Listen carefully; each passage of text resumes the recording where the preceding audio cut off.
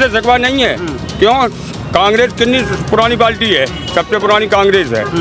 धारा 370 हटवा पाई थी कांग्रेस ने। एक्सप्रेस वे तो लखनऊ में बना है। भाई साहब एक बात कि आपने इतना विकास करो, इतने रोड बनवा दे, इतनी लाइटें लगवा दी, फिर वो आप 4 पे रहिए और फिर वाके बाद आपकी जो 70% बहुमत से थे 45 पे आ गई है, 108 पे आ गई है। अब अभी नंबर नहीं आने वाला तुम्हारा। आपने इतना ही विकास करो हो तो जनता आपको वापस लाती कि 2000 रुपए में कुछ नहीं होता है। तो ये बताए ना, समाजवादी पार्टी में 2 रुपए भी नहीं मिलते थे, तब क्या बहुत कुछ होता था। Yo welcome to the new episode of bike camera और इलेक्शन हैशटैग ब्लॉगकारिता, क्योंकि ये है ब्लॉगिंग और न्यूज़ का एक शानदार कॉम्बिनेशन।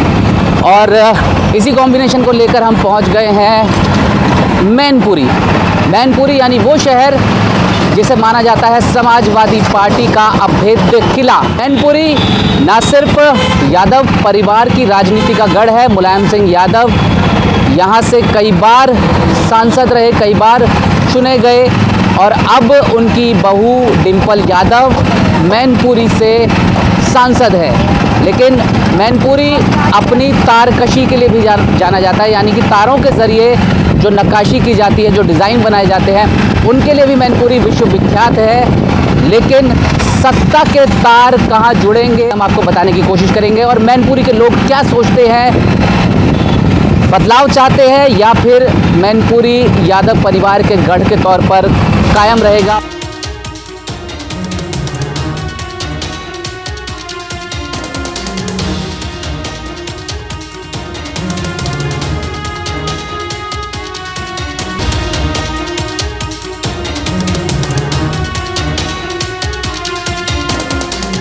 कैमरा और इलेक्शन लेकर हम पहुंच चुके हैं मैनपुरी, जिसे माना जाता है यादव परिवार का गढ़। यूपी का सबसे बड़ा सियासी परिवार। अखिलेश यादव की धर्मपत्नी डिंपल यादव जो यहाँ से इस वक्त सांसद हैं, मुलायम सिंह यादव के निधन के बाद उन्होंने इस सीट पर चुनाव लड़ा और वो संसद पहुँची। लेकिन अब आ गया 2024 का चुनाव और हमारे साथ मैनपुरी के कुछ लोग मौजूद हैं और उनसे जानने की कोशिश करेंगे कि क्या मैनपुरी जो है वो अभेद्य किला ही बना रहेगा दूसरी पार्टियों के लिए, या फिर इस बार बदलाव की तरफ देख रही है मैनपुरी की जनता। क्या नाम है? अनमोल शाक्य। शाक्य साहब जी। शाक्यों की बड़ी पावर है यहाँ पे जी, वो हर समाज की पावर है, स्पेशल शाक्यों की नहीं है। और मैं ये कहूँगा शाक्य समाज इस बार भारतीय जनता पार्टी को संपूर्ण तरीके से वोट कर रहा है। उत्तरी मैनपुरी में भारतीय जनता पार्टी को सपोर्ट। जी बिल्कुल। ये कोई गुनाह है क्या? ये तो अभेद्य किला है। ये तो कौन कहता है अभेद्य किला है? दो विधायक, चार विधायकों में से 2 विधायक भारतीय जनता पार्टी के पास हैं, 2 विधायक समाजवादी पार्टी के पास हैं। लोकसभा सांसद फिलहाल समाजवादी की पार्टी के पास है, राज्यसभा सांसद भारतीय जनता पार्टी के पास है, कई जिला पंचायत सदस्य भाजपा के पास हैं। जिस गढ़ को आप, जिस जिले को आप अभेद्य किला कह रहे हैं भारतीय, उसका क्या नाम, समाजवादी पार्टी का, वहाँ पर हम लगातार बढ़त हासिल कर रहे हैं। मैनपुरी का चेयरमैन भारतीय जनता पार्टी का, तो कैसे अवैध हो गया? और लोकतंत्र में कोई भी चीज़ अवैध नहीं होती है सर। लोकतंत्र में जनता जनार्दन का फैसला ही सबसे मजबूत होता है और इस बार भारतीय जनता पार्टी 100% तरीके से जीतेगी। लेकिन डिंपल यादव जी तो कह रही है कि पिछली बार 3.25 लाख वोटों से जीती है, इस बार कम से कम 4 से 5 लाख वोटों से जीतेंगी। ऐसा है भाई साहब, पिछली बार वो 3.25 लाख से जीती थी, वो माननीय मुलायम सिंह श्रद्धेय नेताजी की वजह से लोगों ने श्रद्धांजलि समाजवादी पार्टी को जीती रूपी श्रद्धांजलि दी थी। इस बार भारतीय जनता पार्टी के पक्ष में पूरी मैनपुरी की जनता, इस बार तो हमें लग रहा है कि जयवीर सिंह जी जीत जाएंगे और ये कंफर्म है जीतेंगे भी। अच्छा, कितने वोटों से?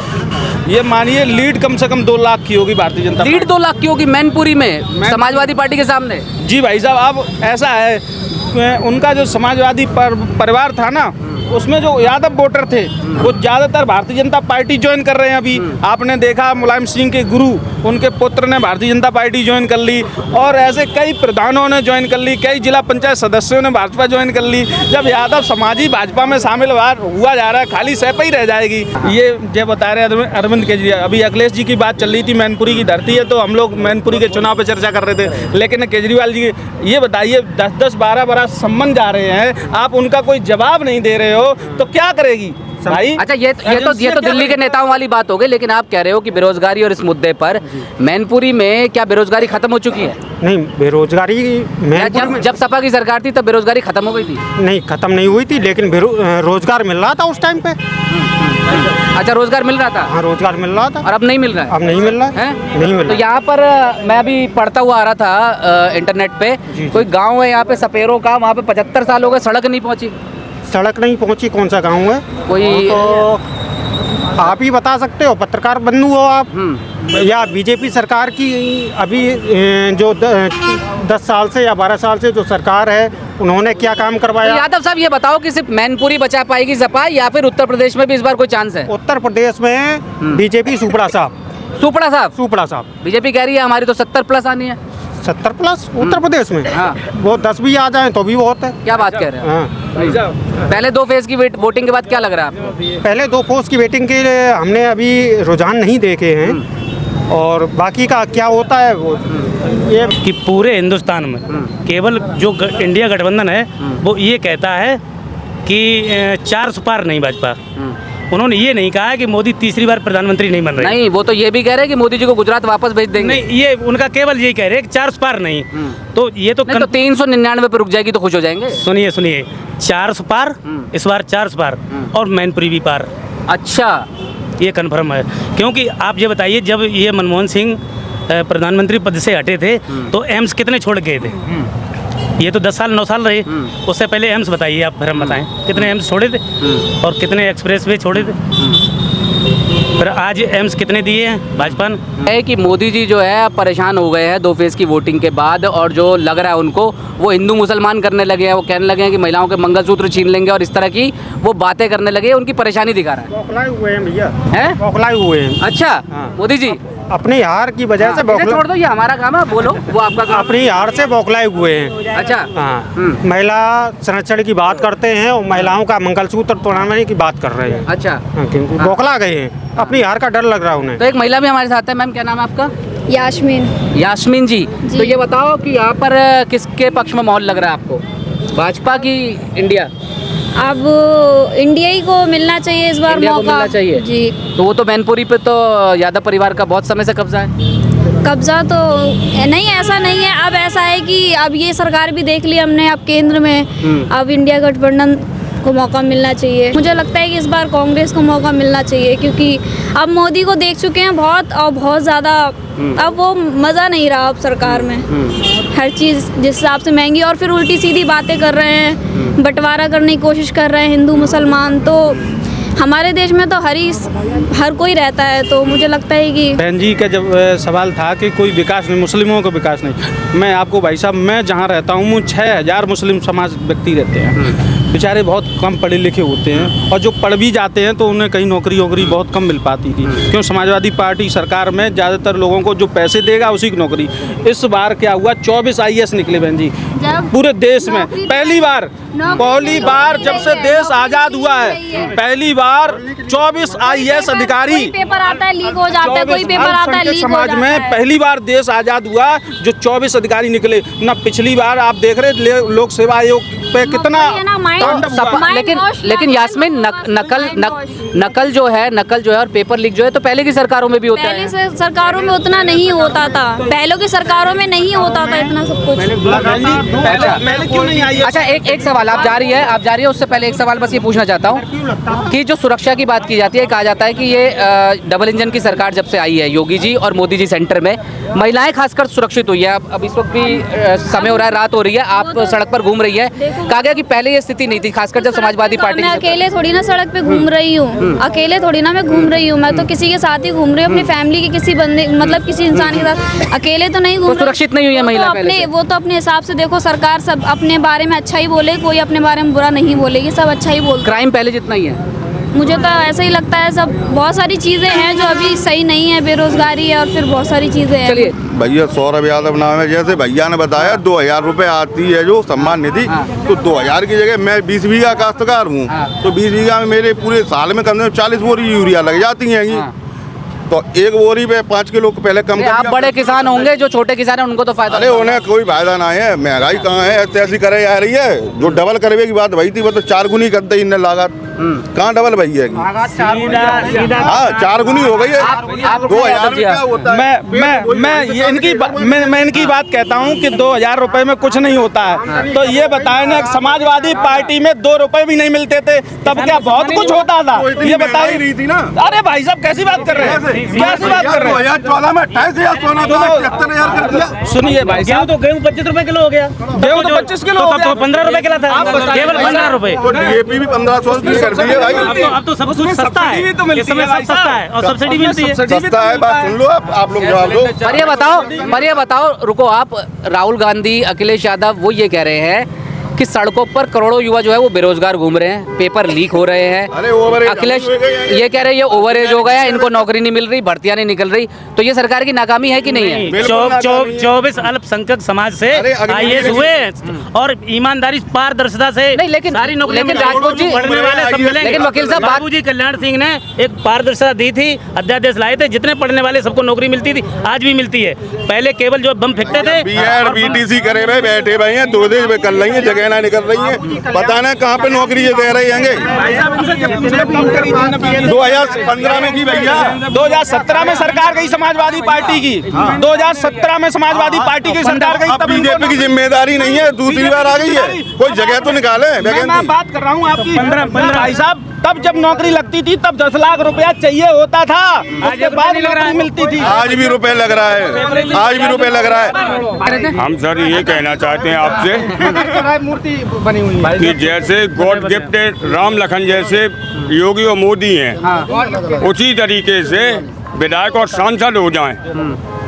अच्छा। हाँ, तो ये चुनाव ही ना हो, अच्छा। अपनी जनता के लिए किसी की पार्टी का भी विधायक सांसद हर एक अपने नागरिकों की जनता की सुने, किसी का। हाँ, मतलब ये मोदी और योगी से कोई शिकवा नहीं है? मोदी योगी से शिकवा नहीं है। क्यों? कांग्रेस कितनी पुरानी पार्टी है, सबसे पुरानी कांग्रेस है। धारा 370 हटवा पाई थी कांग्रेस ने, अयोध्या वाला प्रकरण हटवा पाया था सबकी सरकार। 1 मिनट, हम जो बात कह रहे हैं, देखो इससे नहीं राजनीति, तो अभी वो हमको तो कहते हैं अयोध्या में तो कोर्ट ने मंदिर बनवाया। वो कोट और पैंट ने नहीं बनवाओ का उन्हें। वो कोट और पैंट तब नहीं हटो जब कांग्रेस सरकार आती। पब्लिक के पैसे से कांग्रेस की सरकार नहीं थी तब कोर्ट कहाँ गया था? तो कोर्ट में तो वो फैसला पेंडिंग था, वो तो जब नतीजा आना होता आता है। अच्छा, जब भाजपा फैसला आना सरकार आई तब आएगो, भाजपा सरकार आई गई तब कोर्ट को फैसला आएगो। वो तो समय समय की बात है, वो तो किसी की सरकार आए, कोर्ट ने जब फैसला सुनाना है तब सुनाए। 370 कोर्ट सरकार के आने का फैसला करता है। धार्मिक आस्था है अलग है, लेकिन आप बस विकास मेरा मतलब कहने का ही है, मैं बस यही कहना। अच्छा चलो 370 हट गई, राम मंदिर बन गया, पर ये भाई लोग जो है ये लोग कह रहे हैं, और जो इनके नेता भी कह रहे हैं, अखिलेश यादव भी कह रहे हैं, राहुल गांधी भी कह रहे हैं कि सड़कों पे युवा जो है वो बेरोजगार घूम रहे हैं। ठीक है, पेपर लीक हो रहे हैं, लोगों को 5 किलो अनाज दे के लत लगा दी है, लेकिन अब कोई रोजगार का, कोई 2 करोड़ नौकरियों का वादा किया था वो दे नहीं पा रहे हैं। ठीक है, तो ये इसलिए जो है लोगों में गुस्सा है। ये बात ठीक है? नहीं, देखो उत्साह और मतलब नाराजगी, क्या कांग्रेस में बेरोजगार नहीं था आदमी? क्या सपा में नहीं था? क्या बसपा में नहीं था? क्या भाजपा में नहीं है? बेरोजगार सब में होता है, किसी का कोई भी पेट नहीं भर जाता है भाई साहब। सबसे नंबर 1 बात।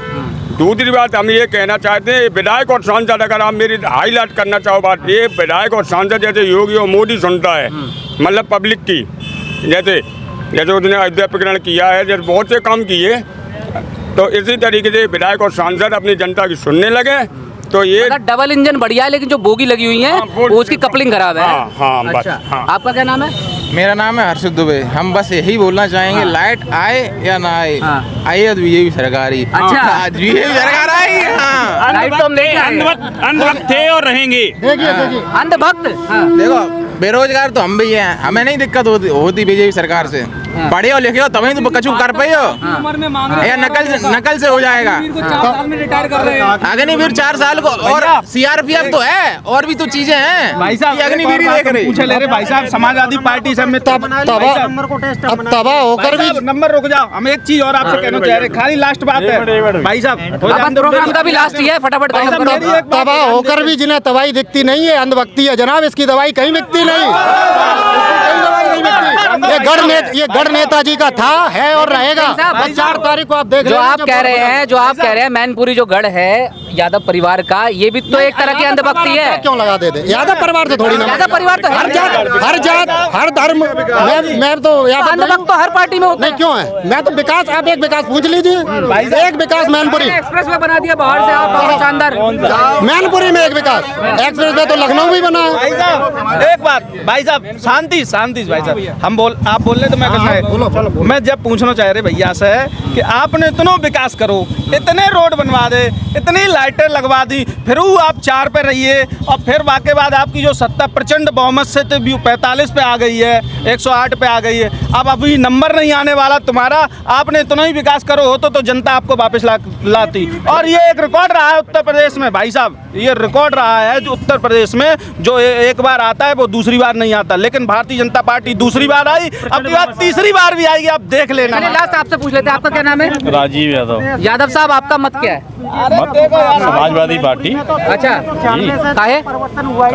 सब कुछ विकास, सड़क, लाइटें सब नेताजी की देन है। तो 10 साल में कुछ नहीं हुआ? ये सब चिल्ला रहे, मैं आपको बता दूं 100% कोरे कागज पे ले आओ, किसी में ताकत नहीं है जो डिम्पल भाभी को रोक सके। जनता बस यही कह रही है कि अच्छे दिन आने वाले हैं, क्योंकि मोदी जी अब जाने वाले हैं। तो देखिए जवाब दे देना।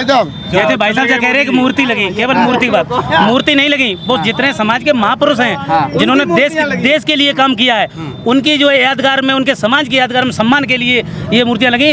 समाजवादी पार्टी जब सरकार थी तो अवंतीबाई लोधी के लिए बहुत प्रेयर की थी समाज ने, एक छत होकर के सांसद जी को बुलाया, विधायक जी को बुलाया, लेकिन घोषणा करने के बाद मूर्ति नहीं लगवाई। आज भारतीय जनता पार्टी ने हर वर्ग के जितने धर्म जात के लोग हैं, अंबेडकर की मूर्ति लगवाई, अब अहल्याबाई होलकर की मूर्ति लगवाई, अटल जी की लगवाई, महाराणा प्रताप की लगवाई, सुभाष चंद्र बोस की लगवाई, अवंतीबाई लोधी की लगवाई। और ये महापुरुषों के मतलब जो है, अरे 1857 की क्रांति में, 1857 की क्रांति में। अच्छा, हम कल फिर प्रोग्राम करेंगे, हम कल फिर आपसे मिलेंगे। तो ये मैनपुरी में लोगों की राय आपने सुनी चुनाव को लेकर के। चुनाव अभी दूर है, अभी समय है चुनाव में, लेकिन राय बटी हुई है जनता की। बीजेपी की भी समर्थक है, समाजवादी पार्टी के भी समर्थक है, और हमारी कोशिश होगी कि हम आगे भी बाइक कैमरा इलेक्शन के जरिए आपको मैनपुरी के लोगों की जो राय है वो आप तक पहुंचाते रहे।